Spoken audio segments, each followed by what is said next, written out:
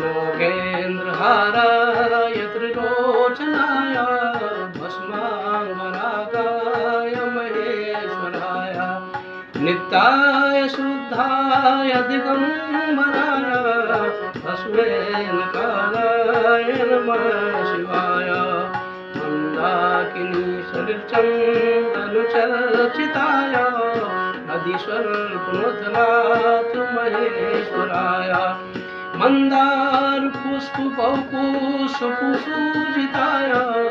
तस्मै मकाराय नमः शिवाय शिवाय गौरी बदनाथ वृंदा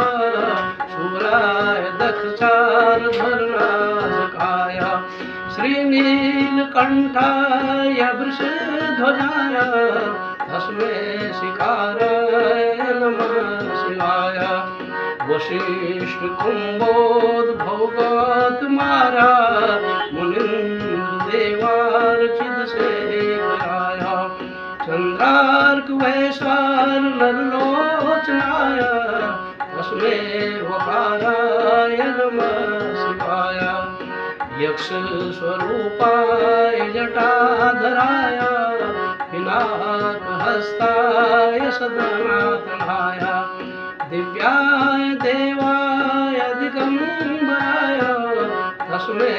यकाराय नमः शिवाय पंचाक्षरमदं पूर्णं व्यापटे शिवसनिधौ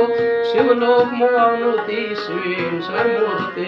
इति श्रीमद्भागवतं शिवपञ्चाक्षरस्तोत्रं सम्पूर्णम्। ॐ तत्सत्।